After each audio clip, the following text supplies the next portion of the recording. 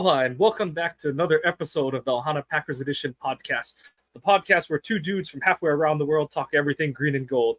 I'm Mike, and that's Iowa Joe, and today we're doing our, this is the final show before the 2024 NFL Draft, so we'll be going through our mock drafts ahead of it.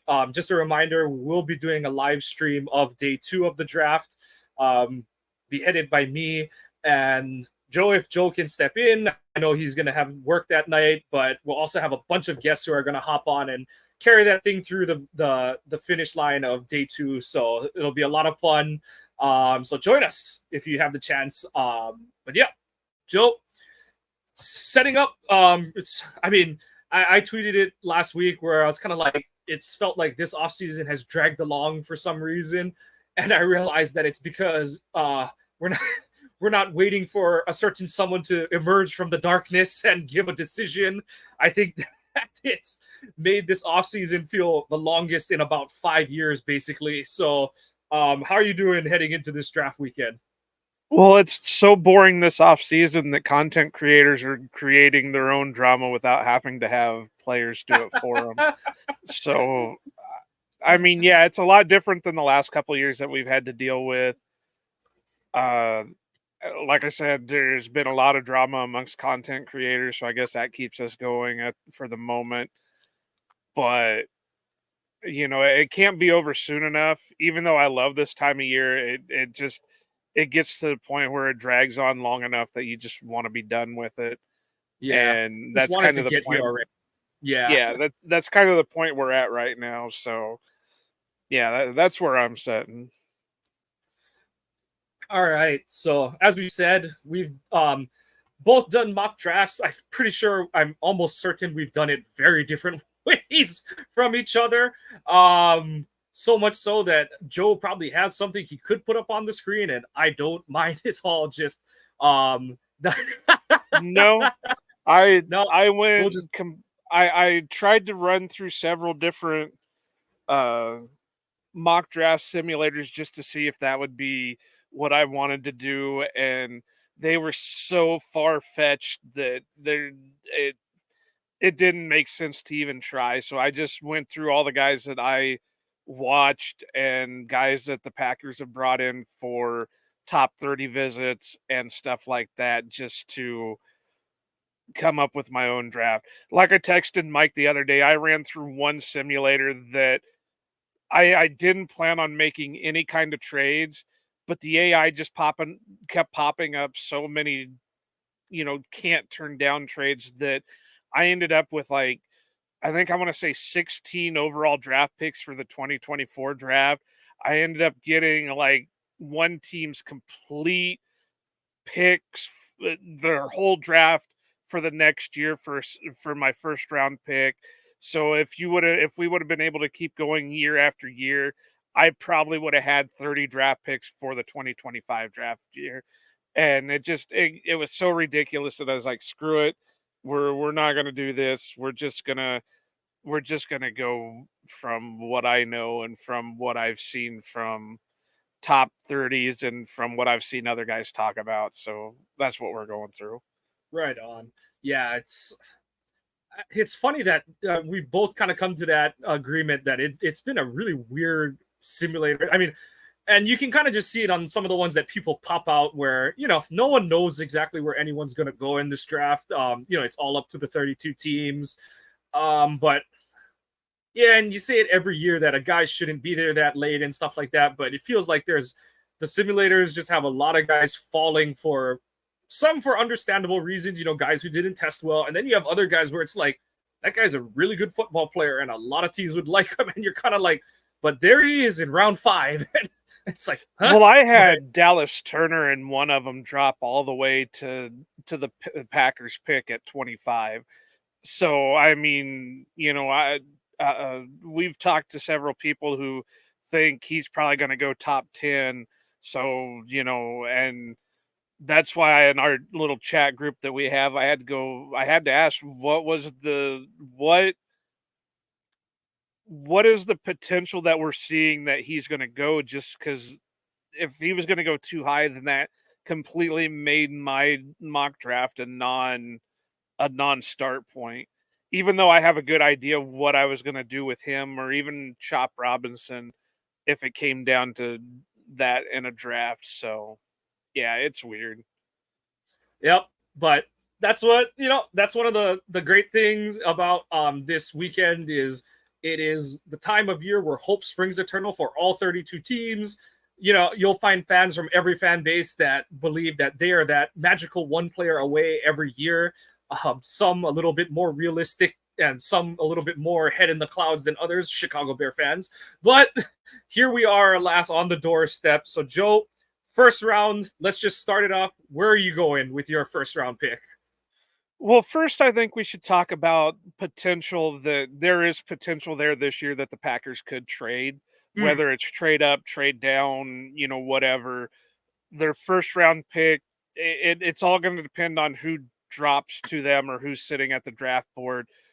But there, with all the draft capital the Packers have, there is possibility that they can move up. We've talked about it kind of before, that there have kind of been whispers that maybe a move on from Christian Watson type trade could be there. That could be used to gain some more. Not saying he's the same type of player, but like a AJ Brown type deal. Pick for player type thing. So yeah, there is real possibility that the Packers can move one way or the other. I think this year more than most, I could see them moving down more than up, but it's all going to depend on who's sitting at the draft board when they think they could realistically make a move. Yep.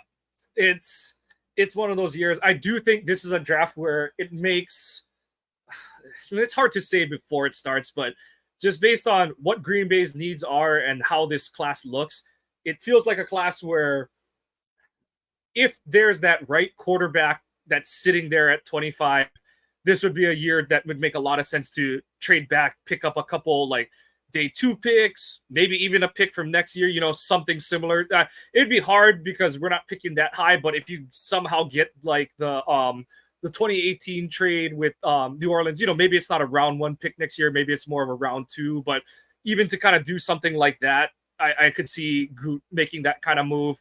I do think that because of where Green Bay is, yes, you do need some like immediate contributors, but there's a lot of spots on this roster. There's a bunch of spots on this roster that need breadth of depth more than like impact players kind of thing, because I feel like there's just a few positions where it's like a guy is definitely going to start, offensive tackle or offensive line being one, and even that's among like tackle, guard, center, that's among the positions really on offensive line. And linebacker is the other one where it's like, yeah, that guy is definitely going to start. Safety is a little bit murkier depending on, what they do with Rudy Ford, how good they feel about Anthony Johnson Jr. They obviously brought in Xavier McKinney. So I feel like linebacker and O-line are the two spots where it's like, yeah, someone drafted day 1 or day 2 has a really good shot of making an immediate impact on this year's roster. Otherwise, a lot of guys are going to be counted more on to be like first year contributors as rotational pieces, things like that, but not so as, and that's where it's like Green Bay has a lot of needs because I do think they need to reshuffle, due to upcoming free agency losses this year, cuts, like losing Bakhtiari and stuff like that.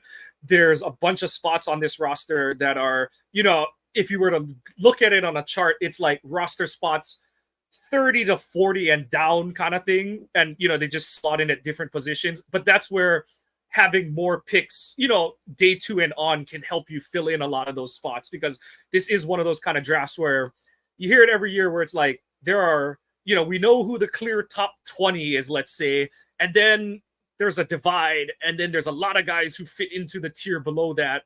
And then it panics a lot of fans because they're like, oh my God, there's going to be, there's a bunch of reaches. And it's like that the draft is like that every year. There's a consensus top 20, top 25. It's honestly very rare that there are 32 or more players that everyone's like, yeah, these guys should all definitely be first round picks. Every player, outside of like Trevor Lawrence, even Trevor Lawrence had some like, is he really the best quarterback in this class kind of comments and stuff. So like that just goes to show like there's always going to be some, even Andrew Luck, it was like, does he throw too many interceptions kind of thing? Like, there's always going to be an angle that people find where to poke holes in a prospect. So the main thing is that the Packers get guys who they feel like are going to fit into what they're trying to do as a team. And so that's where I think that you can see a trade back this year, because you do kind of like 2008, but this time get the picks right instead of only hitting on Jordy Nelson. So that's one of those. That's kind of the route I could see Gutekunst going. And honestly, I think it would be a pretty good move, set of moves to do, because those are the kind of, you're getting those still talented players, but guys that aren't necessarily expected to step in right away and be impact players. And I think that's where Green Bay's got to go this year. Right. And like you said, linebacker, offensive line, and safety are the three big things that the Packers need. And there's no clear cut, in at least in my opinion. I've had this argument with everybody since the beginning of the draft season this year. I don't think where the Packers are picking at 25, there's a clear cut choice for offensive lineman, linebacker, or safety. And that also depends on where you're slotting some of these guys in. Cooper DeJean, I think, can play both corner and safety. Is he going to be there? Is somebody going to take him higher? Is he going to take a Josh Jackson like tumble where he's not going to fall far, but he's going to fall into the top part of the second round? I know everybody's on the Graham Barton thing. Okay, whatever. But I have a big issue when, oh, well, he might be able to play this spot, but he's probably going to play this spot and maybe play this spot. I don't like taking that as a first round pick, because there's too much guesswork with that. Can he play it? Maybe. Can he be a gadget like Zach Tom is? Maybe. But there's still those questions there. And we saw it kind of a little bit when the Packers took Bulaga back in 2010, where, oh, well, he's going to come in as a guard. Well, they put him in as guard and he sucked. He couldn't play the guard position, but because of injuries, they put him out at right tackle, and he ended up being the Packers' right tackle for many, many years, even though there was, injuries in there and whatever. But, he was a top right tackle for a long time. So you can't necessarily say, oh, yeah, he plays this position in college, but he's going to be able to immediately slot in at this other position. Because the big argument, and like I argue with Mafia all the time about the arm size thing or the arm length thing, that's not always an indicator. The Packers in the past have taken guys who have quote unquote shorter arms, who have had better careers than guys who have, typical arm length for those type of things. And that's the big thing about Bulaga, is he had the shorter arms. So everybody was like, oh, well, he's got to move into guard. There's no way he can play tackle in the league. He's got to move to guard. Again, he sucked at guard. He was a top level right tackle. Can Barton do that? Can what's the other big one that they've slotted in for the Packers? Well, I know they keep saying Guyton and Mims. I think Mims is completely off. I something that really bugs me about him is he's that big, but he opted out of testing 2 different times, and he was a healthy scratch for it. That concerns me. Guyton, I can't tell you enough about him to even say it. Guyton is more believable, and because Oklahoma runs, they're way more wide open spread, but they do a lot more zone blocking stuff, whereas Mims is coming from a power scheme where and that's the thing, we never want to speak in absolutes because you never can predict the future. Oh, I'm Sith. I'll speak in absolutes. But there's a reason that the trends do hold overall, is because Green Bay has a way of operating. There's certain things they do tend to do. But like you said, even with the arm length thing, Bulaga made a joke about it at his retirement ceremony, where he said like he wanted to extend his thanks to the late Ted Thompson for breaking almost every one of Green Bay's tackle trends, because he was a guy with shorter arms, wasn't a great athlete kind of thing, maybe not super tall either and stuff, but like you said, like look what it turned out to be. So there's reasons that guys are gonna fall. And it's all about, do they have the requisite other traits to make up for a slightly shorter arm length? The one thing I will say about like a Barton is like his arms are they're shorter than Bulaga's were and stuff, and that does matter. And like you said, I don't know if he has the like special rest of his game to overcome that on the edge. And then the thing you worry about, like, and we discussed it in the O-line episode, but the thing you worry about is it's like, okay, this year it's, we get the reports out of training camp that, oh, it's like with Bulaga and Derek Sherrod, where it's like, we've moved him inside to guard, but it's not going so hot right now. And you never hear like, the light has come on in preseason week 2 kind of thing. And then it's like, he's never active the whole season.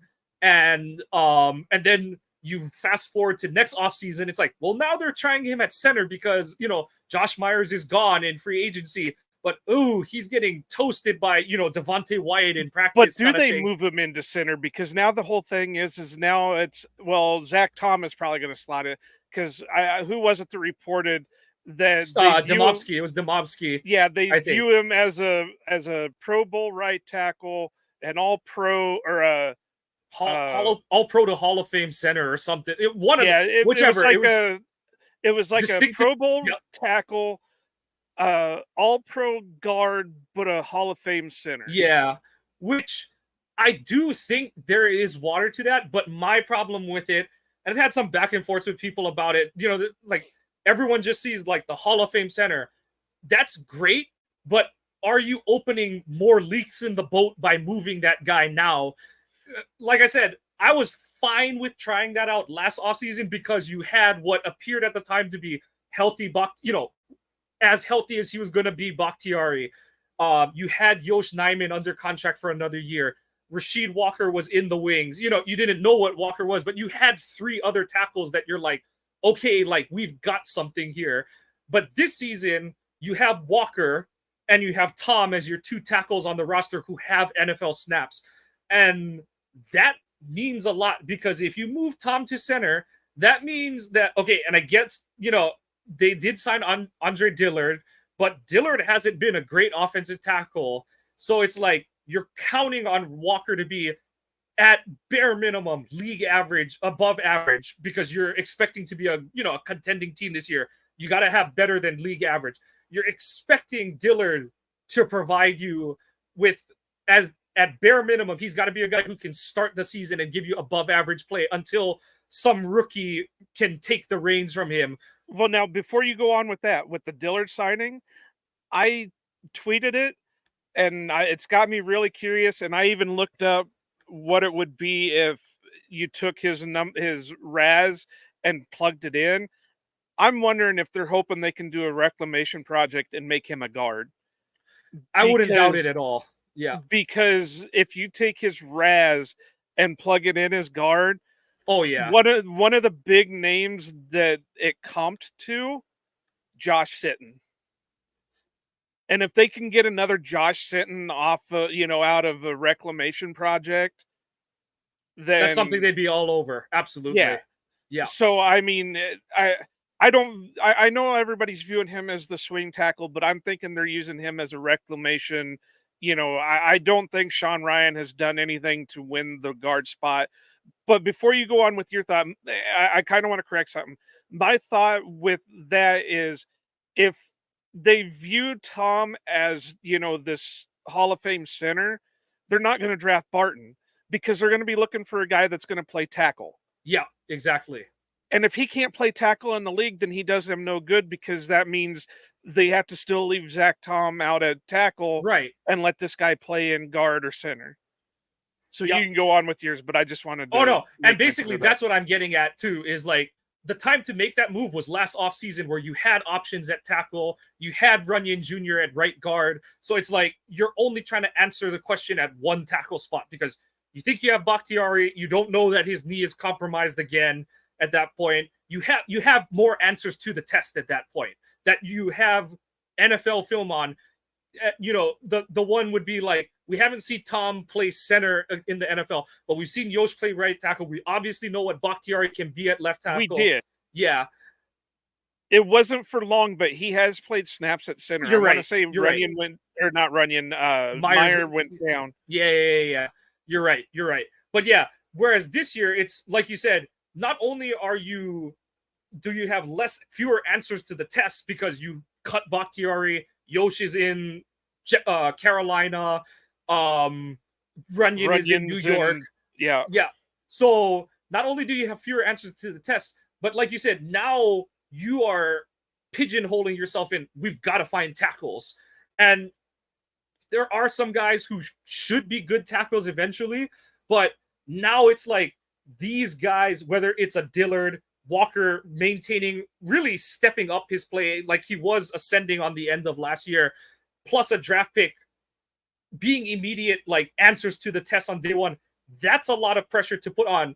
And whereas, and I know people are like, oh, but they can improve on him. They could improve on Myers, but does moving Tom over create more issues? And that's the thing. Like I said, and that's my answer right now, because I don't know what they're going to come out of this draft class with. We don't know what they're going to do, but it just, when people sit there and want to argue about the Graham Barton type thing, it's like, yeah, okay, that's great. But with this announcement or this thing that just came out about, Tom being this Hall of Fame center, and Barton can't, can't play tackle in the league, then what are you doing? You're drafting backup in the first round? Yeah.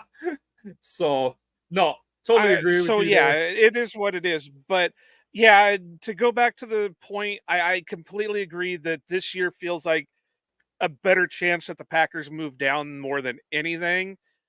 And if they can come out with the 2008 type haul for the 25th pick, get 2 extra seconds, and I think they got a extra, was it an extra third? Like oh yeah, maybe it was the extra third, because I think it was all stuff they used for the Clay trade the next year or something. I forget exactly what it was. I want to say Jermichael was one of the third rounds that. Oh yeah. I think you're right.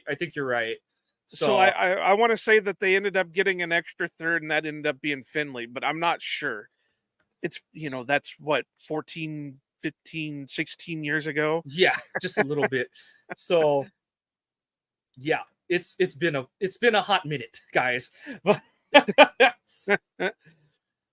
yeah, we'll see where the chips fall. Yeah, it remains to be seen, but Goot has options, and that's the main thing, is like, and that's why too, like, it's kind of interesting that they, it's not Demovsky's fault that someone in the org said we have plans for Tom. Like, that's his job, is to report those kind of things. But it's kind of weird for that to come out before the draft. And not that all 31 teams are going to be like, well, Green Bay's looking for tackles because they think they want to move their right tackle to center. It could very well be Green Bay saying that to get a center that they want. We're in the, to go back to the Star Wars, we're in the Jedi mind trick range, the ultimate Jedi mind trick range of the draft. This is where, what's his face? The Texans tackle, obviously that was like the day of. Tunsil and his weed mask, or what's his face? L. Collins and his potential murder case or whatever, that the year he was drafted and went undrafted. So or you hear like, oh, this guy can't learn a scheme, or this guy can't do this and that, and it all starts popping up, or this team wants to do this and then they do the opposite. And so who knows at this point? And like I said, that's why I'm not reading too much into anything the team says at this point until we see what they come out of the draft with, because they very well could take 3 tackles. And also, it doesn't count if they're all round 5 on kind of thing, because that's just depth filler. Or if they're, because that to me means that they're sticking with Walker and Tom, because they're just like, we just need depth, someone who's gonna potentially challenge Dillard for the swing tackle. Or if they come out with a center, it's like, like they just wanted to make sure they got their center kind of thing and stuff. So, and I think a lot of people mistake what I'm saying is I don't think we need to take a first round offensive lineman. Yeah. That doesn't mean we can't take him in the second. We can't take him in the third. I'm not saying we have to wait until the 5th, 6th, and 7th round to take offensive linemen. I just don't think they are first round worthy type guys. Yeah. But that's me. I don't work for an NFL team. I don't have inside sources. I don't have this stuff. I go with my 2 eyes, my thought process, and I know this has been a dirty word for the last 2 weeks, but the thresholds that we've seen fit what the Packers do and what the players that potentially could be there, you know, fit into those thresholds. Yep. And I don't see it unless a Joe Alt or the kid from Penn State, and I'm not even going to turn Fashanu. Yep. Fashanu. Fashanu falls all the way to 25. And even if they do fall all the way to 25, you have to question why they're falling all the way to 25. But unless that happens, I just don't see anybody worth a first round pick at where the Packers are taking. Yeah. And that's not to say, and we're going to go on and on and on about this, but that's not to say that the guy they take couldn't be a good first round pick. You know, Right. that's the magic of the draft. But hell, it's one of those I was against the Jordan Love pick. I was against the Rashawn Gary pick, and look how that turned out so far. All right, well, that caps the podcast. If Joe doesn't like the first round pick, it's going to be a good player. Well, no, I can't say that because I know I don't have the receipts anymore because it used to be on an old cell phone of mine. But I called the Bulaga pick. I called the Haha pick. And there was one other pick recently that I called. I want to say it was the Darnell Savage pick. And even that had its moments where it looked like it was a genius pick. Like the first 2 years, we thought, like, damn, they did it again. But that's just the unfortunate truth. You know, it's everyone wants to say, why isn't it all? It's not no brainer because you're projecting guys to another level, and that's the magic of it. And that's how you end up with that guy isn't rated by the consensus as a top 50 player. Well, Green Bay thinks this guy is, and the most telling one is Clay, where it's like, who honestly had Clay Matthews as a first round pick in 2009? I was shocked. I liked him because I was just like, cool. Like, I saw that guy play. He made plays against Ohio State. That's a win for me, kind of thing. But at the same time, I remember it was like, oh, his 2 USC teammates, Maulunga and shucks, I can't think of the Cushing's. Cushing, thank you. Yeah, they're going to be the way better pros, and you know, Matthews, he'll you know, he might be a good player, but he'll be a rotational player. You know, like all that kind of stuff. And look who almost had the Hall of Fame career out of the 3 of them. So, you know, that's where it, like you said, it's an inexact science, but that's just how these things work. Is teams have their boards. Yes, no teams is going to overlap because every team has different thresholds, different needs, and everyone's going to scout players differently. And within that, I guarantee you that if teams, and obviously not in like 2020 hindsight audit type style, but if you just Men in Black, you know, Neuralizer wiped the scout, he would scout a guy differently, you know, 9 times out of 10 every time they watch him, because maybe one time they're looking for, you know, it's the whole thing like with how we ended up with Amari Rodgers and Jaden Reed is like, we're so stuck on finding a slot receiver that we pass up on some out, you know, perimeter receivers. Right. But, you know, and so it's like, if you go in, you neuralize the guy and you tell him, nah, go for outside receivers. It's like, okay, we're taking a different prospect over Amari Rodgers because we're not pigeonholing ourselves into getting only a slot guy kind of thing. So that's where, and it's all about like, this guy does these things and we think he can do a lot better as a pro.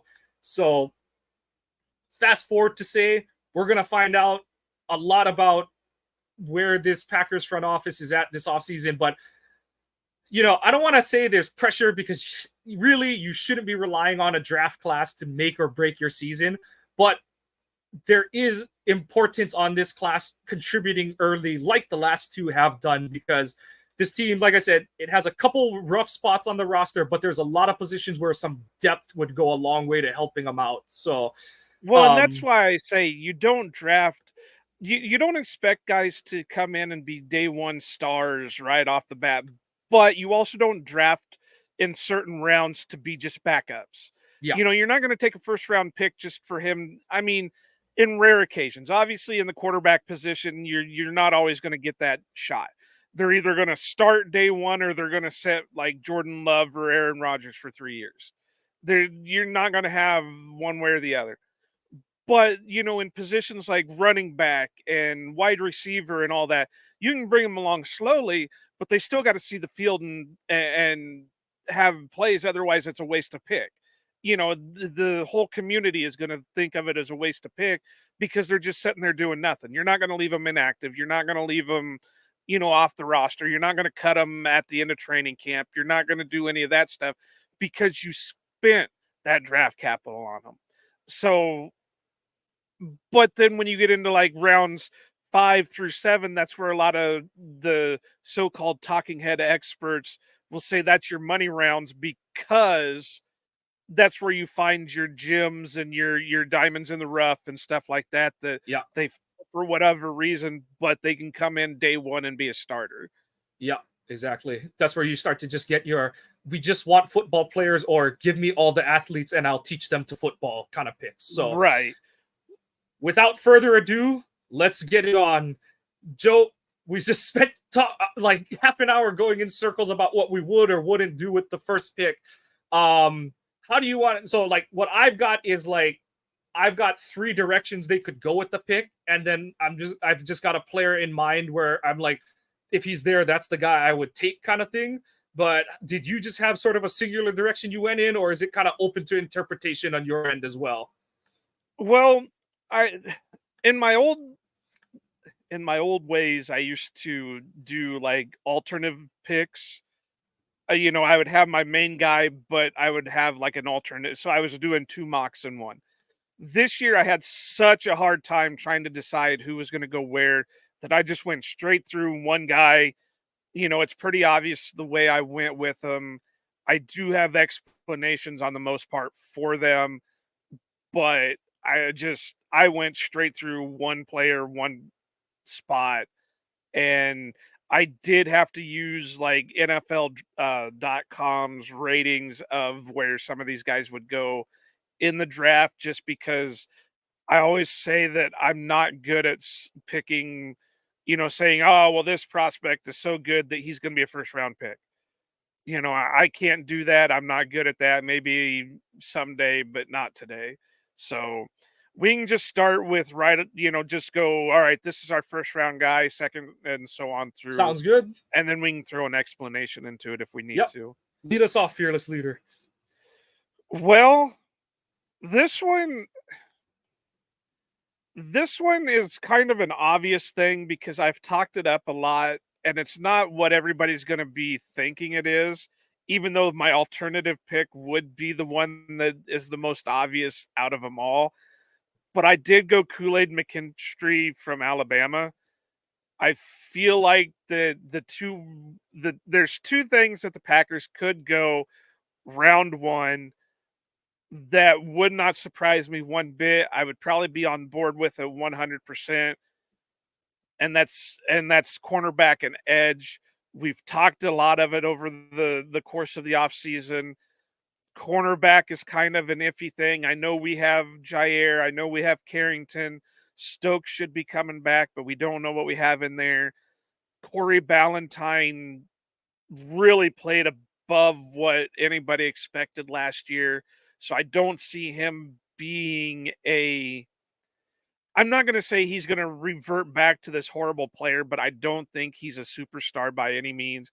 Keyshawn is there, and they keep saying that that Halfley is in love with him and has a plan for him. But I think they need need another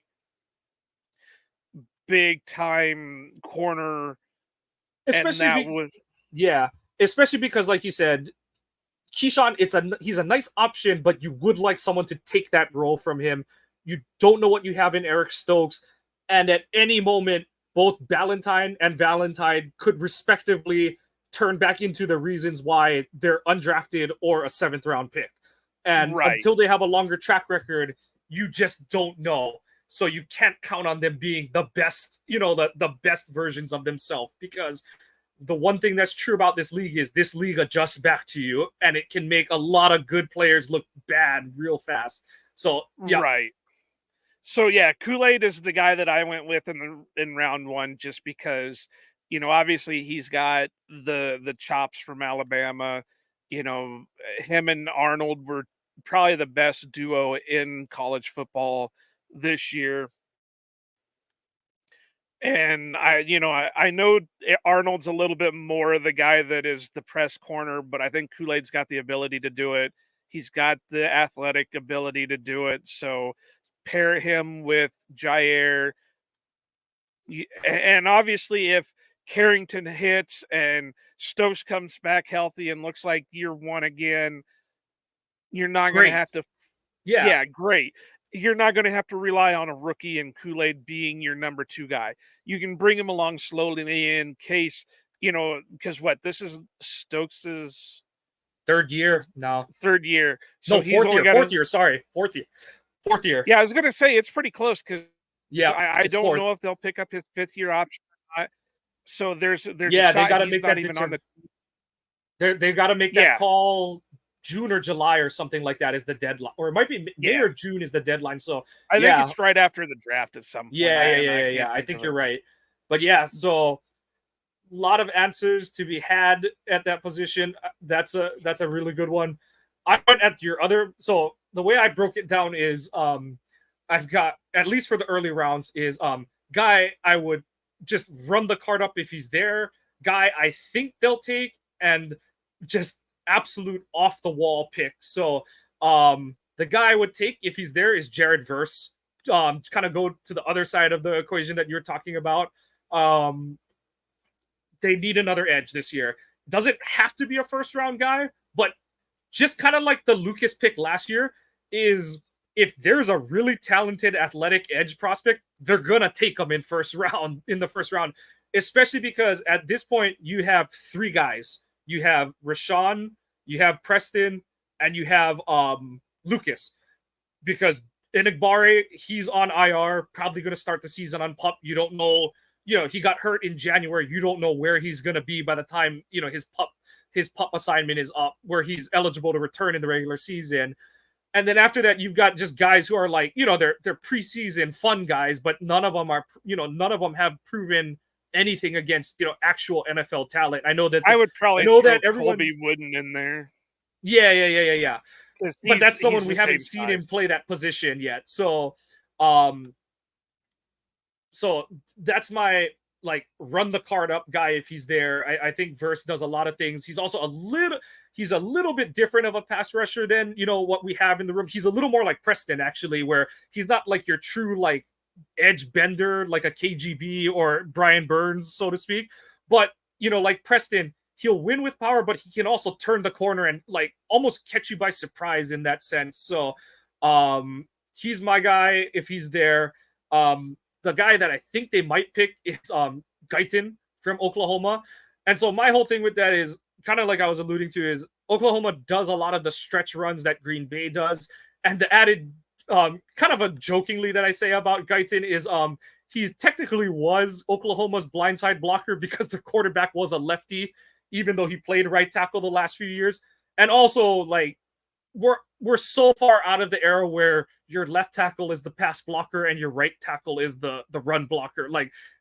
That's of yesteryear of 15 years ago at this point. So he's a guy that fits the dirty word, the thresholds, but you see him move, you see him block on the move.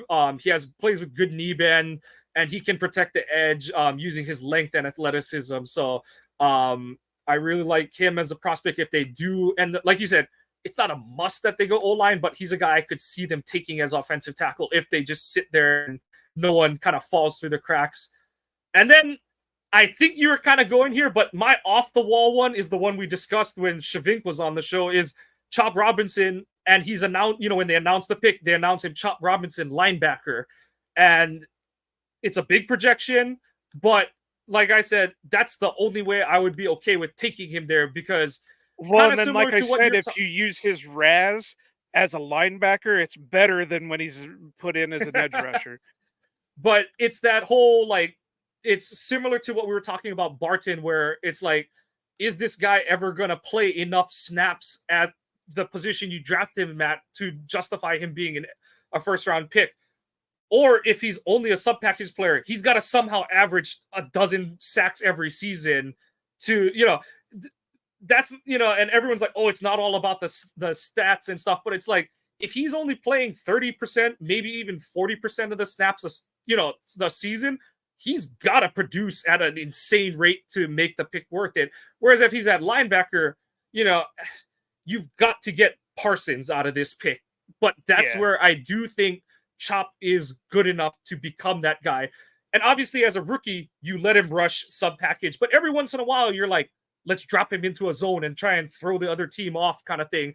You give him a defined role as a rookie, but you give him enough little wrinkles in there that you're like, okay, like, yeah, we had him play in reverse a couple times. We had him defend the run from an off-ball linebacker spot, and we liked where that was trending as the season goes on. So that's the direction where I'm like, that's where that pick would make sense for Green Bay. But actually, he would be my rush the card up to the. But my alternative pick would have been Cooper.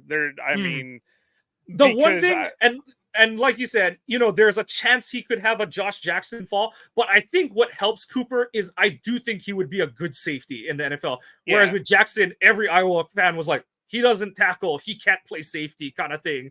Whereas DeJean, it's like, I mean, I know it was for like in a weird like Frankenstein role kind of thing, but we did see him play linebacker, and he played it like as much as like a guy only practiced for a week to play it. He played it well and stuff. So like, well, and the thing is it's not just to compare him to Josh Jackson in a lot of ways, because he's more athletic than what Josh Jackson was.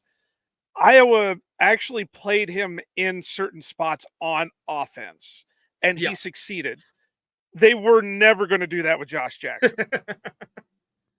If they've been showing some of Cooper's basketball highlights. This kid at 6 foot is dunking. That's athletic. Yep. There's no doubt about it. So, and that's why I said two-sport athlete too. So right, and that's why I also said that I can see him also being more successful than Josh was at corner. I think he could play both corner and safety in the league. He's probably going to be a better safety than a corner, but I think he's going to look more like Micah did, where he was serviceable as a corner, but he was more productive as a safety. Like I said, that's where DeJean has more. I don't think he's the perfect pick like some people are saying he would be, but I think he has a better chance of becoming a good player because he can do more things and not just do them to survive. I think he can do them well. Whereas Jackson, it was like, that guy's got to play outside corner, and like he doesn't have another role. Like we saw Green Bay try to play him in the slot. They tried to play him at safety, and it just didn't work. So yeah, I think that DeJean, there's a chance. There's a chance because Green Bay will be like, we're going to try him in a couple different spots. We'll try him on the outside. We'll try him in the slot, but we think he can be at least a slot or a safety kind of thing. But we're going to try him at different spots because we want to, get him on the field as much as we can. But it's not like this guy can only play one position and he can't play that position in the NFL. So that's where I think, as much as I wouldn't love the pick, the one thing I'll say before we move on is, what makes this draft difficult too is you got a new defensive coordinator who has a really, not a funky scheme, but it's just so night and day from the and he's a way more imaginative mind. From everything you read or hear about Hafley, is like, this dude is a mad scientist. He's going to try different things. Yes, single high with man concepts is his thing, but he'll throw random stuff out there to, he'll throw curveballs at the offense. And that's where you kind of wonder, like, that's where the chop angle, the chop to linebacker, the Cooper to safety and nickel, all those kind of things is, it's like, okay, like, that was the whole thing, is just like, Capers wasn't putting Hyde at safety 100% of the time, or Pettin wasn't using this guy, or our boy Joe Barry wasn't, he was asleep at the wheel the whole time anyway. But, Hafley, it's like, he's gonna open new doors for different guys, even the guys that are on the roster. It's not a solid rumor, but it's like, is Preston going to play down linemen all the time? Or, there's these different questions up in the air of like, what is this defense actually going to look like? So Right. it potentially opens more doors for Green Bay to do different maneuverings in the draft.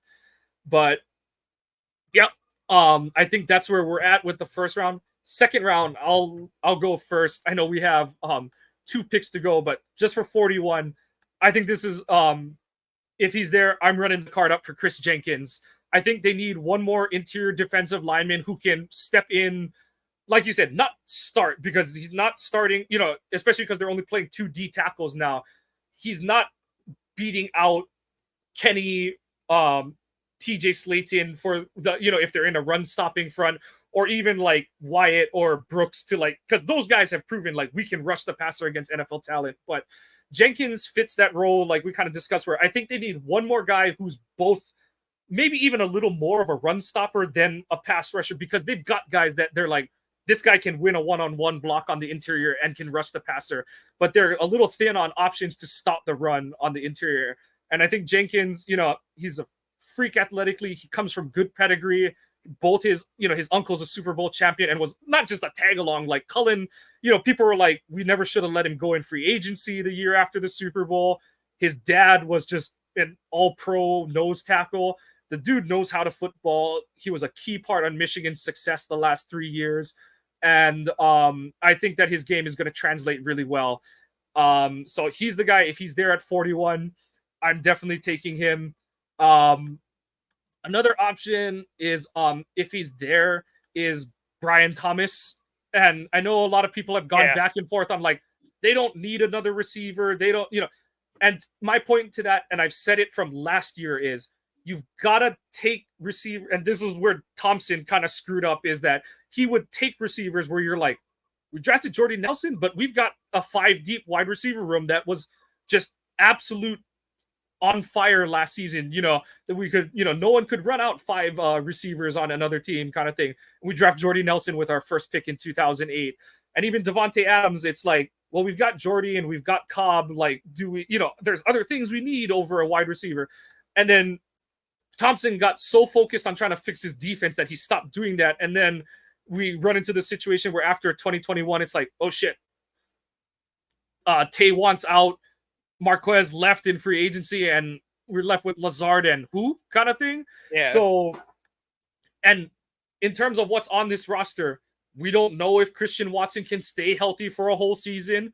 We don't know if Romeo Doubs is better as a complementary player than as a true like wide receiver 1, wide receiver 2. Wicks, a lot of us think that he could be the next big dude at wide receiver, but he still could just be a 5th round pick. And Melton is a great story. Heath is a great story, but they're still undrafted free agents who, they've had flashes, but at any moment it's like, oh, like that's why he was undrafted kind of thing. So I think that adding another big time receiver who, if they all hit, then great, because you can't pay all of them, but also it means that you're just giving more weapons to this offense to utilize and help, Love just take this team to the next level. And that's where I think Thomas is like, and also Thomas overlaps a lot of the stuff that Watson does, where it's like you have another tall, rangy, deep threat. So that's where I would take Thomas in that role. And then my kind of zany one is Cam Kinchins. And the reason it's zany is because his combine was so bad. But he's a guy before the combine that I thought was good enough to be the pick at 25. And I think he's going to be one of the ultimate, is he the guy you saw on film, or are you going to let what is just a terrible like there's no ifs, ands, or buts about it. He tested horribly at the combine, but are you going to trust the guy who looked like a much better athlete on film, or are you going to be scared off by the numbers? And that's why he's my zany pick, because I'm going to trust what I saw from his, his 3 years as a starter on film over, he had a bad combine, but I'm going to trust what I've got on film of him, that he's going to be a solid pro. So that's my zany guy. And he would fit in well with whichever, and that's the thing too, is like, people are like, oh, well, the Packers got their center field safety in McKinney, so they're going to look there. That opens them up more to like Cole Bishop or the other box guys. But I'm like, you got to have a backup. Like, what if McKinney rolls his ankle in the first game or something like that? That's you know that's long been one of the problems with Green Bay is their attitude is like, well, we've got the guy, so we're good there. But it's like, not saying you have to have like, there's no possible way to have backup like Pro Bowl level options, but it's like you got to have someone that you're confident will be able to at least hold his water if you put him in the game, other than like, oh, we don't have another center field safety on the roster. Now what? And so that's where I'm kind of like, if you trust you've got a guy that is going to be able to play that type of safety, go get him, because you've got to have. That's the kind of waiting in the wing options where if it all pans out, great, you've got more guys. You're trying to find roles to play. But what if the draft pick ends up being better than McKinney? Well, like, that opens up options in a couple years and stuff. So that's where that pick is at for me. I think Thomas would be my run the card up to the podium, because I have a feeling he's not going to drop to the second round. I've got this feeling that he's going to get taken in the first round, because I think he's on par to the first round receivers. The ultimate irony is that if Green Bay trades out, he might be the guy that gets picked with that pick. So yeah.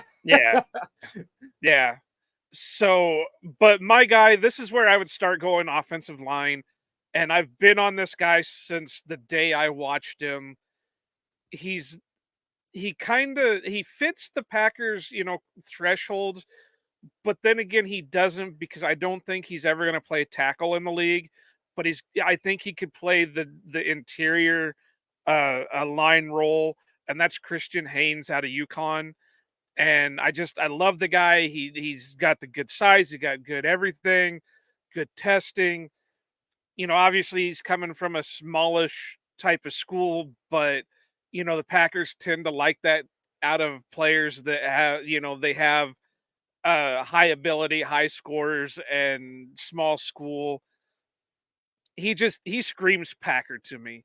So that Christian Haynes is my guy. If they draft him, I would be over the moon for it. You want to go with the second? You want to go first on the second round pick? Second round pick? Yeah, because this is I double dip into the offensive lineman area, and I went Kingsley Suamate out of BYU, and I just screwed up his name, so I know I'm not going to call it out on draft night. But again, he's just screams Packer to me. I really think, and I think he could be the swing tackle type thing. But if the plan is to move Zach Tom into center, I think Kingsley could be that guy that takes over the right tackle spot. I still believe in Rasheed Walker. I think he's got the ability. He really came in, so I think he's really got that left tackle locked down. But I'm not against bringing in somebody who could take over if something happens. And so Kingsley is my guy. I would say that if I did have to take an alternative, it's going to be one of the inside linebacker guys, whether it's Cooper or Peyton Wilson. I would be more comfortable taking Wilson at this spot. I don't think Cooper will be at this spot in the second round. Wilson, I know, is highly athletic, but he's got a lot of things he's got to polish up before he's going to be an NFL linebacker. But he fits more what the Packers would look for in the high athletic freak type things. So, but no, like I said, I double dip into the OT, and Kingsley's it. So my run the card up, I would be, I guess technically, if we're going by my three tiers, I would be double dipping at edge, but mine at 58 would be Marshawn Nealon.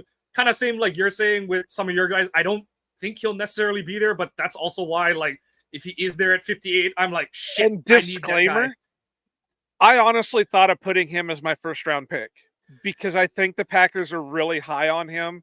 Yep. And he's the only one so far in the edge class that I think fully fits everything the Packers look for in an edge. He really does. And I really, really wanted to put him in the first, but It would not surprise me if it happens. I'll just say that. It would not surprise me one bit if Nealon is the Packers' first round pick come Thursday night. It would be a lot, obviously 12 picks later, but it would be a lot like Lucas last year, where Mafia and I were kind of laughing and we are just like, of course they picked him because uber athletic, long power rusher. Yeah, that's Goots type to a T, and they needed one. Like, they absolutely needed one last year. So yeah, like I said, it's not as big of a screaming need because you do have 3 guys, but it seems like they want to be able to rotate 2 times, and that's why I've got them. They because there's no Inigbare this year, probably. That's why I've got them looking for another one. My sit there and take him guy is Patrick Paul, the tackle from Houston. He's kind of in that range where, we talked about him during the O-line, where our O-line talk, where, he's not a guy you're taking round 1 or even at 41, because he does have some technique things to work out. But from a raw athletic side, he's a more, like, the way I comp him is he is Yosh, but a more polished product coming out of college kind of thing, where it's a little easier to translate him. And that's why you're more comfortable taking him as a draft pick instead of like, oh, like, no one likes how he plays right now, so you can get him as an undrafted guy, how we got Yosh, after, what was it, 2019, the 2019 draft or whatever. So that's Paul is my, at 58, my take him where he is.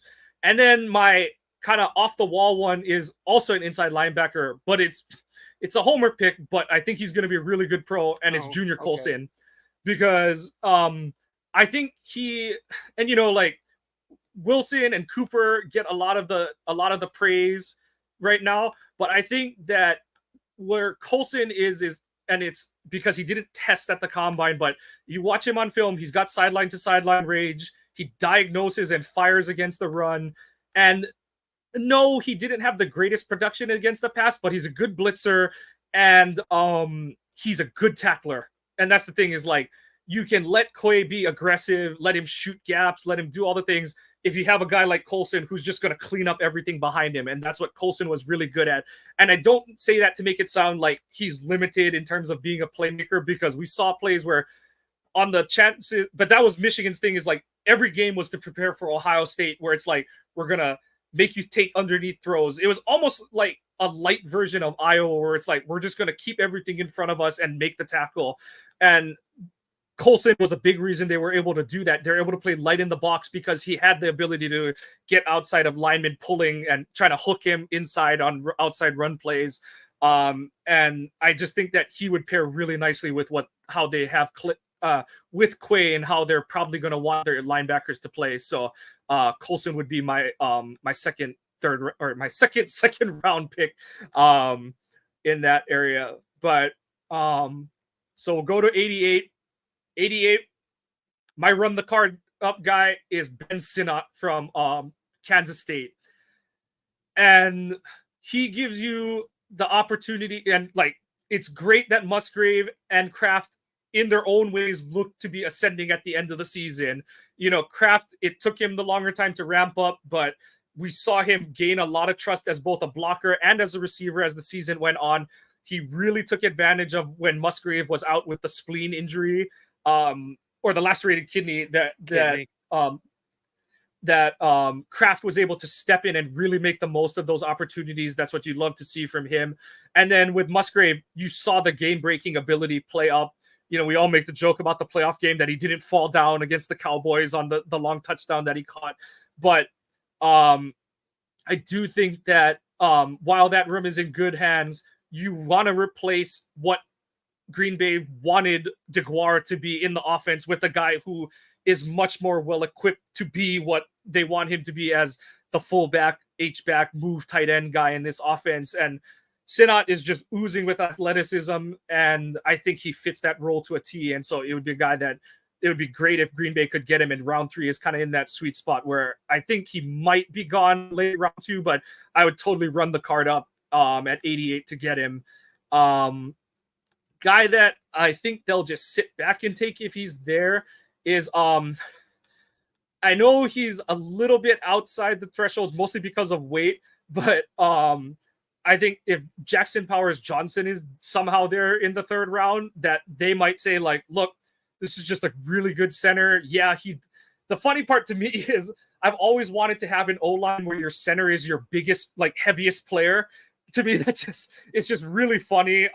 Just because usually your center is like your smallest O-lineman. And I think JPJ would be their heaviest lineman by like 5 or 10 pounds or something like that. But also he's just a really good player. And I think that if you're gonna, you third round is like, let's see if this guy can beat Myers out for the job. And we'll see we'll kind of see what happens. Or, you kind of cross train him and let him be ready to take over the reins going into 2025. And then my off the wall pick is another old lineman, another homer pick, but it would be Zach Zinner. And the reason it would be off the wall is Green Bay just doesn't take guard only prospects. And also he's coming off an injury, but Zinner just does everything that Green Bay, he gives them the ability to run outside zone. He gives them the ability to run interior gap and power runs. And he's just whip smart in pass protection. Be able to challenge Ryan for the starting job.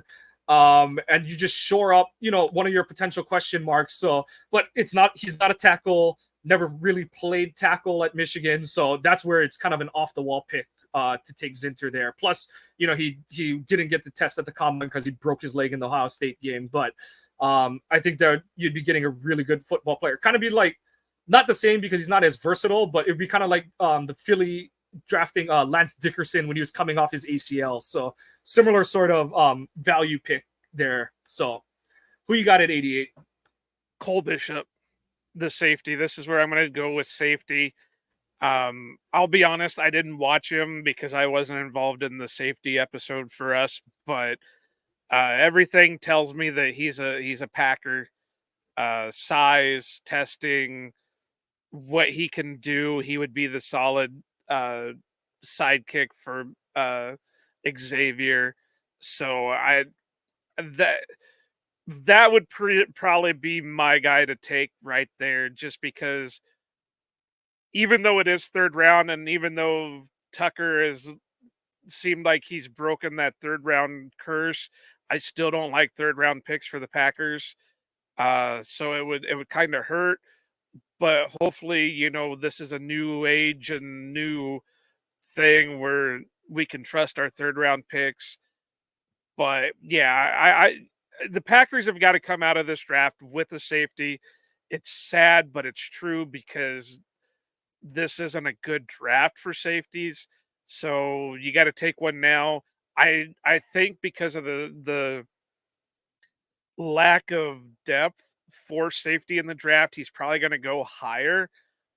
But this is where NFL.com had him projected at, was third round. So, and that's also what we were saying last year. Like we were like, the 2023 safety class sucks. They're all going to go early kind of thing. And I think Skinner was the first safety, and I don't think he went to like the third, like right around here in the draft, somewhere around here, or might have even been round 4 or something like that. So yeah, it's going to be interesting to see where they go. But you're right. I do think that they need to, whoever their best guy is, they're going to try and come out of the draft with that. So I don't really have any other alternatives here because I can't think of anything. So I'm just going to jump into round 4. And this one I'm kind of excited for, just because he's my Wookiee. Rook or Horo out of Clemson, defensive tackle. Again, Packers are definitely going to come out of this draft with a defensive tackle. Rook has size. He's probably a little underweight, but I think with his frame, he can. I think he's only underweight by like 3 pounds. So I think with his frame, he can afford to put on 3 more pounds and not lose anything. And like I said, he's a Wookiee, and I got to have a Wookiee on my side. So I think I realized I missed my second third round pick. So one of these two, I think we only have 1 third round pick. No, we have 2. Remember the Buffalo one from the Rasul pick, the Rasul trade. Oh, well, then I don't have an extra. Well, yeah, I guess I do. It would be Theo. What's his name? Theo out of Penn State. Johnson, right? Yep. Then I'd have my Sasquatch and my Wookiee. kind of similar to me taking Sinat. I think Johnson, yeah, he's kind of a similar player in that where I think Sinat was more the target in Kansas State's offense, whereas Johnson, it was like, who are they throwing to in Penn State's offense? But I thought he was Well, always a and guy Penn where like, State doesn't always use their tight ends worthwhile. no, They're all out of place and everything. But for as athletic as he is, he's also 6'6", and who is an opposing defense going to put against him yeah, to block him? So, yeah, if I had to pick another third, then it would be him. yeah. My second, third round pick was gonna be Amagaji, the Yale tackle. We saw that Green Bay brought him in for an official visit. I do think that was to test, to kind of check up where he is in his rehab, see how he's doing. You can do medicals on the official visit, and just kind of get another interview with him. So he would be my guy. Like if they're going to take another like a flyer old tackle, he would be a good one to take in the third round, the end of the third round. And then, excuse me, fourth round, another guy who I'm not sure where he's going to go because he might miss part of the season, Jonathan Brooks. If he's still there in the fourth round, it's just like, yeah, I don't care that he's probably, I don't, everyone's like, oh, but people come back from ACLs, blah, blah, blah. I'm just taking the stance that he's not coming back for at least the first half of the season and he won't be himself till 2025. But round 4, if he's there, hell yeah. Like we saw the upside of what Brooks is as a running back, and you're taking the chance that he's going to bounce back from an ACL. And if he doesn't, like that sucks, but it's a day 3 pick. And it's not as much of a hurt. Like they used to be. Yeah. Before you had to worry so much about somebody having an ACL injury, but anymore it's like an everyday injury that, outside of what happened with Bakhtiari, you're not having as much concern with it. If it's just the ACL, it's not anywhere near the horror that it used to be. It doesn't come with that same stigma anymore. No, totally agree with you. But yeah, that's why he would be my fourth round guy. Let's see. So only one fourth round pick. Fifth round, who you got, Joe? Ray Davis, running back out of Kentucky. Packer. I mean, obviously Brooks would be the guy that I would take, but I think he's going to be gone before the Packers get on the clock. And either, and I think someone is gonna some team is gonna be like, we're either not good or we have a random amount of day 2 picks that we're just gonna, and that's where Green Bay could take him. He could have been one of our off the wall picks because Goot could say, this guy is a potential first round pick, but I've got 4 day 2 picks, so I can take him here. And some people do the like, that's a bad use of resources, blah, blah, blah. But it's like, if my other second round or my other third round pick contributes, and this guy is a first round worthy pick from the rest of his, the rest of his contract, it's like, yeah, that's a freaking good use of resources. So yeah, totally agree. Like 4 is where I'm just like, I'm shoving people out of the way because I'm like, wait, like you're doing the double take when you see his name on the ticker on ESPN or NFL Network when it's like, Bucky Brooks or Daniel Jeremiah's top remaining players. You're like, oh wait, what? He's still there, kind of thing and stuff. So, well, we're gonna change it here for a minute. Instead of Theo, even though I love you, Theo, because you'd be my Sasquatch, you would probably Brooks would probably be my other third round because I think Packers are going to take a couple of running backs. Yeah. So yeah, he probably fit in there. But my guy right now in the 5th round would be Ray Davis because I think he'd fill the Aaron Jones role. Smaller, bulky. He's a little bit bulkier than what Aaron Jones was, so I think he can handle it a little bit more. If he wasn't going to be 25 years old, I think he would be a higher draft pick. But I also think he has still a little bit more tread left on him than what a normal 24 or 25-year-old would have. So I think, like I said, he's going to be that Aaron Jones type of player because of his size. He's not going to be somebody that you want to rely on as your every down back, but he's the guy that you're going to give to him because you know he's going to get you the yards you need at that point in time. Yeah. And I'm still not sold on A.J. Dillon. Josh Jacobs is, he's going to be obviously the lead back. I have high hopes for him, but we all know how the contracts are. A.J. Dillon's on a 1-year contract. Josh That Jacobs doesn't, is. and then Dylan's is like they could cut him tomorrow. They could cut him in a few months, and it would do nothing to their cap Yeah. situation. So yeah, Well, and Josh Jacobs is in the same way where he has one guaranteed year, and then the next years are just like team options if yeah. they want to hang on to him. So, and I like Emmanuel Wilson, but we don't know what's there. So it's better to double up on the running back position. So I'm going to go Ray Davis out of Kentucky. As much as there's that adage of like you can find running backs anywhere, Green Bay struggled to do that overall. So yeah, it's time for them to kind of double down on the position again. So I agree with you there. And even if they do take Brooks at 3, this still allows him to recuperate from injury by allowing Davis to go in. Yeah.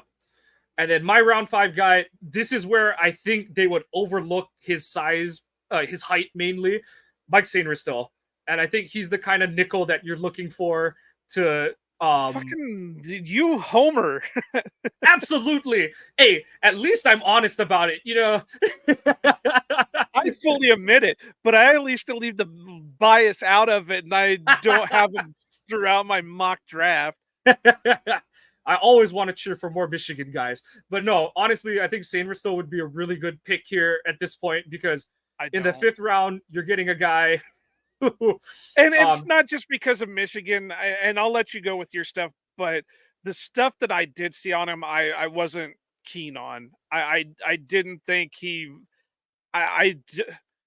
could probably prove me wrong, but I don't think he's going to have quite the success in the NFL like he did at Michigan.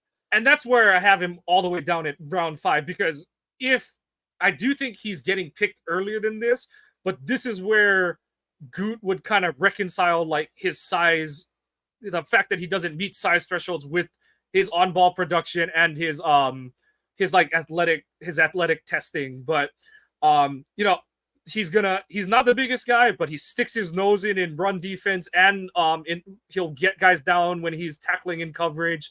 Got really good ball skills, has the ability to mirror in man, and can also like kind of do like robber drops in zones. So just an all-around really good football player, and I'm willing to take that swing in the 5th round. Go. Well, I already did my 5th round, Ray Davis. So no, I'm saying cut it down. Go. Well, no, I did. I really, yeah. I didn't see much there. His size is obviously going to be a big factor on things. I mean, you do have some successful DBs in the league that are 5'9", but they're not prevalent, especially now that a lot of your wide receivers are getting to be 4'4", 40s, but they're also 6'3", 6'4" type guys.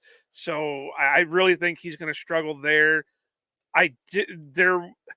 Like I told Westendorf on our episode for defensive backs, there were times when I would flip on what I'd see out of him, and it was just like, what, this guy is nothing. You'd see one like flash play out of him, and the rest of it was like he's getting his ass beat, because the receiver's bigger than him and he's not able to overcome it.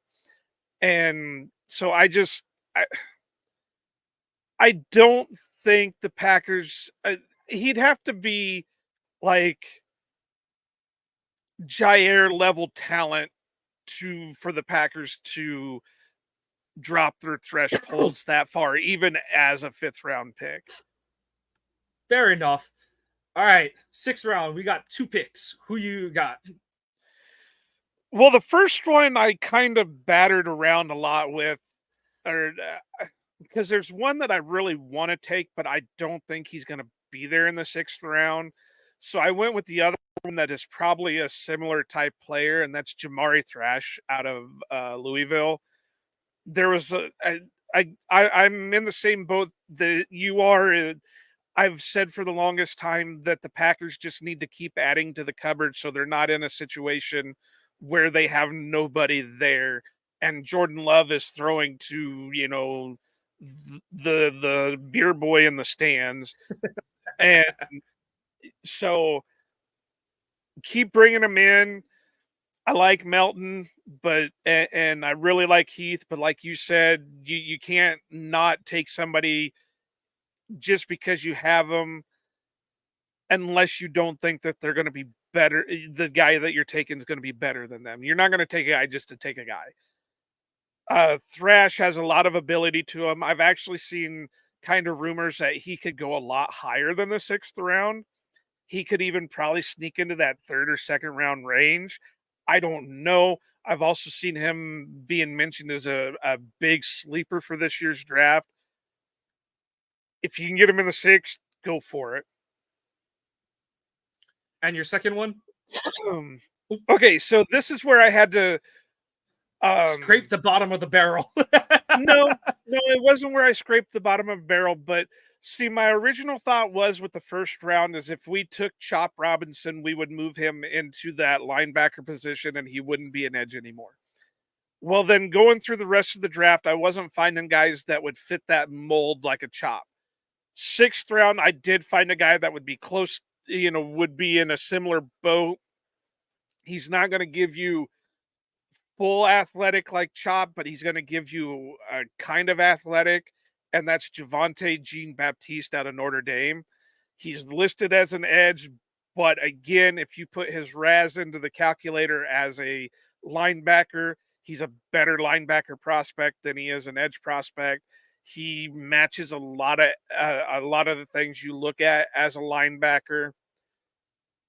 So the big question is, can he drop into coverage? I think he has the ability to if he needs to. But 6th round, you're taking a project. Obviously, McDuffie and Quay are going to be your day one starters right now, unless they make a trade or pick up somebody else. But, he's the guy that I'm going to go to. Yeah. And honestly, like, that's fine.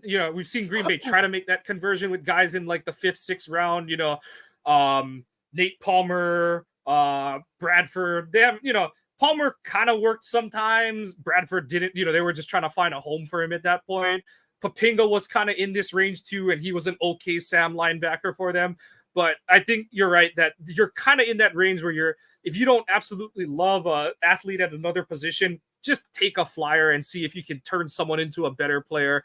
So I wouldn't be opposed to that at all. And yeah, Baptiste has he's like a 240-pound edge, and that's just not going to really hold up at the NFL level.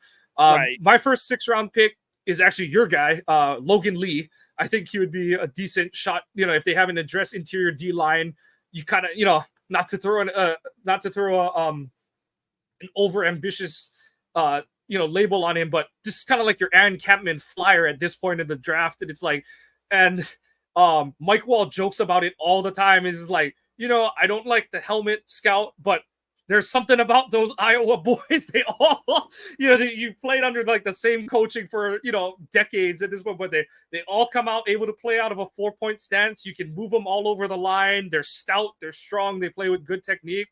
And I think Lee is a guy that he's not going to be a superstar probably, but he can just be a good rotational player. And that's what Green Bay needs is they need guys they can trust to eat up like 5 to 15 snaps a game. And I know that doesn't sound a lot, but, on average, you're playing 60 snaps on either side of the ball. So, that's up to a quarter of the snaps. And you want guys that you're like, okay, at worst, he's not getting his ass kicked down the field kind of thing. Like he's able to hold his ground and maybe throw in a splash play here and there. And I do think Lee has some upside. Get him into an NFL strength and conditioning program and see what you got there. And then my second 6th round pick, it would be Joe Milton if he's still there. And that's just your absolute of what's it called? Groot and LaFleur just screwing around and saying like, they do seem to have a type where it's taller, big-armed quarterbacks with questionable accuracy because that was Love. They were supposedly in on shoot, what's the guy's name? The one from Missouri that he's Drew Lock. Drew Lock, yeah, and then Kaiser, who are all kind of the same, their same mold, all 6'4" and above with big arms. Are they going to hit the side of the barn? That was sort of the question of them coming out of college. And I think at this point, as much as they like Clifford in that role, maybe they do want to see if they can get a guy with a little higher upside in that backup role. And Milton could go early because someone's like, I can get the best out of that guy. I can fix him. Or he could go down here in like mid to late day 3 because it's like, yeah, he's still the guy he was at Michigan in 2020. It's just that he had better receivers around him in Tennessee's That figures offense. why you took him, because this is just a roundabout way to get another Michigan guy on the... No, but I'm hoping that they can Hasselbeck him and turn him into some kind of draft pick. So, see, and that's where I'm at too, where I think you treat the quarterback room like you do, like we've been talking about the wide receiver room. That way you're not having to rely on UDFAs as backups, like a Graham Harrell or a Joe Callahan or whatever. So I didn't take one in my mock, but I'd have no problems if they took one in this draft. And so that's my 6th round. And then, Joe, let's close it out. Who are they taking with 245 and 255 in round 7? Okay, so my first 7th rounder is Donovan Jennings out of South Florida. Again, I think he projects better as a guard than he does a tackle, but he's got the ability to do it all. They have brought him in as a visit, so they did do the research on him. Is he going to be here? I don't know. He could go sooner. He could go later. I really don't know. Again, I went off a lot of NFL.com's projections on these guys. My second one is Logan Lee, because they had him listed as a round 7 or a preferred UDFA. So I'd have no problems with him because size-wise, he's basically Lucas Van Ness. Talent-wise, he's probably going to be a better Dean Lowry. And I know you don't want to put a Dean Lowry comp on anybody, but he's going to be a better version of it, where he's going to be able to rotate in. He's going to be able to eat blocks, the occasional sack. He's going to be able to play the run a little bit better. But just Dean Lowry on his rookie contract. That's all. Like, right. Or every other year, Dean Lowry. Yeah. Everyone sneezes at it now, but like, everyone was like, that was a damn good pick because he's a round 4 guy that you're like, oh, like he has starter upside and can get you a handful of sacks every year kind of thing. So yeah, that's why I like Lee too. Like I said, this is the point of the draft where, like I said, you're getting the best athletes you can and seeing if you can teach them to football, or you're just getting the best football guys who can come in and, like I said, they're not gonna light your roster. They're not gonna set your expectations on fire or anything like that. But you're gonna get quality snaps out of them when they're in the game. You can trust, they're trustable guys and stuff. And I think Lee falls into that category very well too. So my round 7, rounding it out. So first one, 245, I got Delmar Glaze, the tackle out of Maryland. I feel like he's a guy that's kind of like fallen down. There's a lot of other guys who have kind of risen up in the the pre-draft process, and I feel like Glaze is a guy that was kind of talked up before, but has sort of fallen through the cracks a little bit as it's gone on. And he's just kind of another athletic upside offensive tackle. See what you got, and at this point, it's like, see if you get another Rasheed Walker, Yosh Nijman kind of reclamation project. But if he turns the way of Andrew Datko, it's like, oh well, like it's a 7th round pick. Like we took the best guy, the best athlete, and it just didn't pan out. But if it does, it's like, haha, look at these geniuses kind of thing. And then my second one, I don't think he'd be there, but it'd be Elijah Jones, and that would be like kind of a familiarity pick, and you kind of do see those from incoming, especially the college ones. Incoming coaches, you do see kind of like a familiarity pick. And Jones is kind of a funky athlete. Like, he's really explosive in terms of his jumping numbers. The long speed's a little off, but he is a taller corner, so it's kind of it'll be interesting to see how he fits into an NFL defense. But this is a guy who's, he's played in Hafley's system for a couple seasons, so he's a guy that, if it works out or if it doesn't work out, like I said, it's the last pick, the last pick in your draft class. But the upside is like he knows what he's doing. He knows this. He knows the ins and out of this defense well.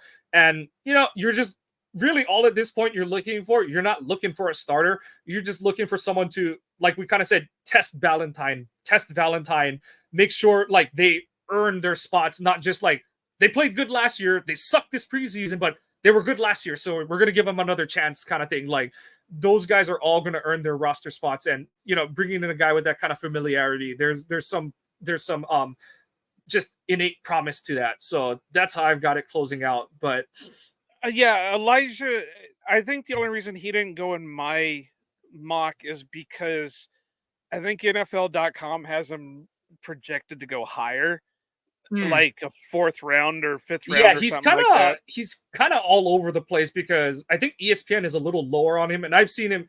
Yeah, and like we said, I've seen him on mock draft simulators go anywhere from like the 4th all the way to undrafted. So Right. it's he is more.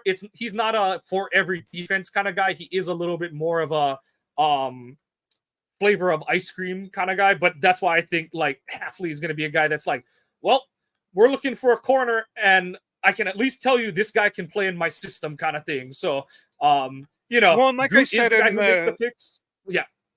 Like I said in the cornerback episode with Joey and Jacob, if we get to the 7th round and he's still on the board and the Packers haven't taken him, then you have to wonder if he's actually a good player or not, because Hafley knows him. There is a need there. If they haven't already taken 2 or 3 other, corners already, if he's there and they don't take him, then there's a bigger question mark to him. Yeah. So, and the basic trend that the two of us have covered is we expect them to fill a lot of holes, roster spots, or use a lot of draft picks to try and shore up their defensive back depth, both at safety and corner. Honestly, corner, they're probably looking for a starter more, because it kind of sounds like, and based on how they used him, it looks like they liked the way Johnson Jr. was tracking at the end of the season. Plus, you still got Rudy Ford, and I know it was a different system, but I think Ford is a guy that you can sign tomorrow or in another month, and he'll still come at the same price, cheap, but you've seen him be productive, especially more of a box safety.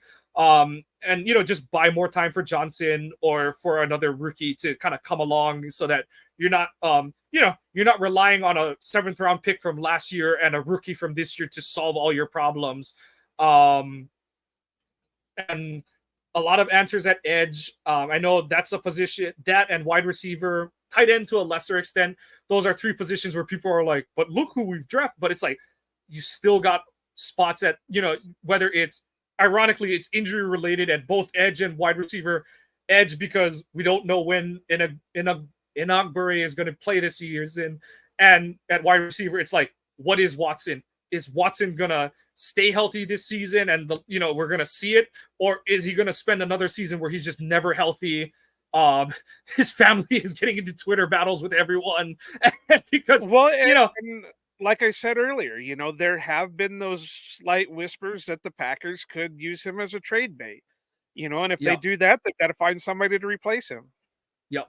And his value when he's tradable will never be higher at this point, because it's like, everyone's like, but he's hurt. But I'm like, but he's still that mystery box, because it's like teams have seen him have 9 touchdowns in 5 weeks or whatever the hell it was as a rookie, and you saw like how he changed the offense this past season when he was fully healthy and on the field.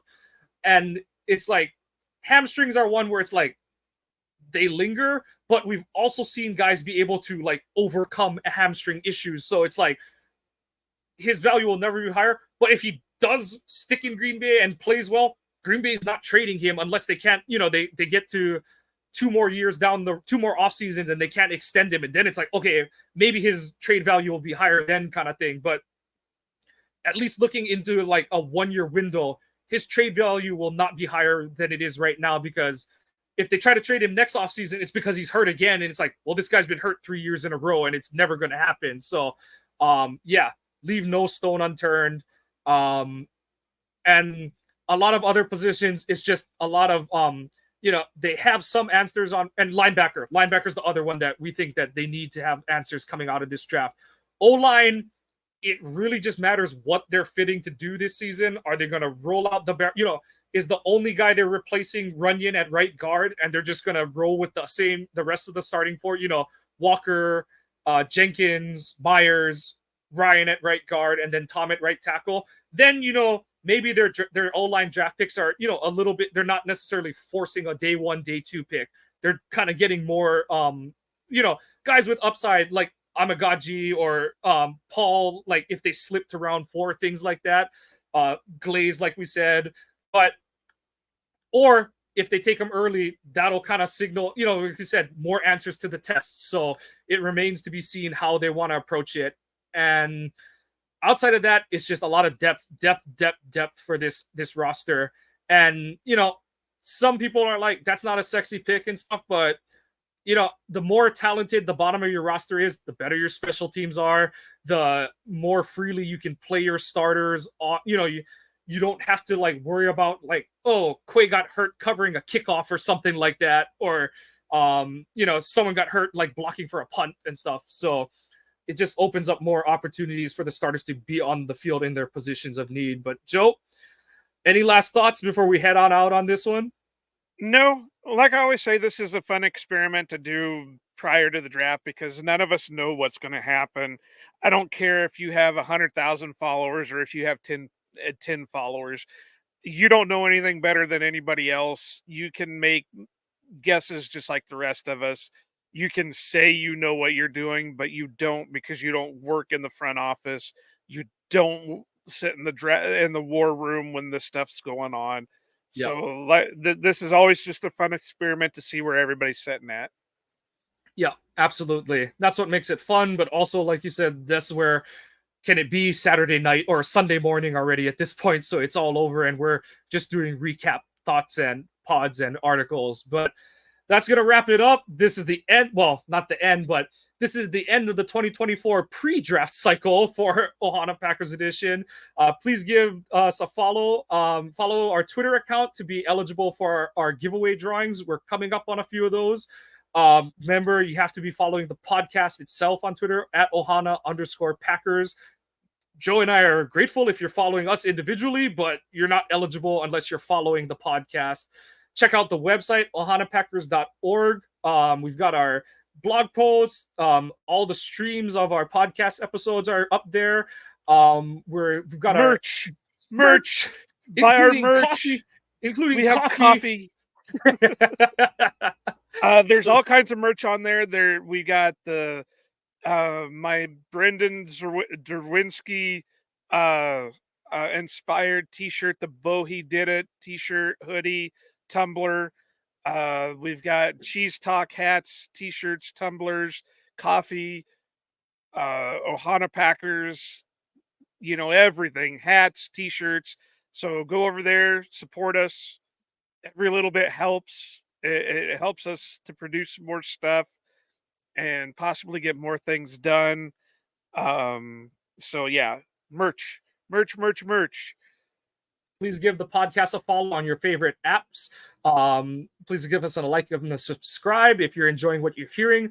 Comments, positive, negative, in between. We love them all because we want to be producing the content you want to hear and see.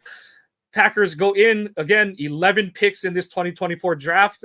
We're going to see if Goot moves up or down, stays where he is. But I mean, last year, Goot traded back multiple times and he made all 14 picks that he ended up with. So more likelihood that he's not moving out of the draft or moving up, that he's moving back to just accrue more talent. But like we've said multiple times this podcast, that's the fun of it. For Joe, I'm Mike. We want to say go Pack, go, and aloha.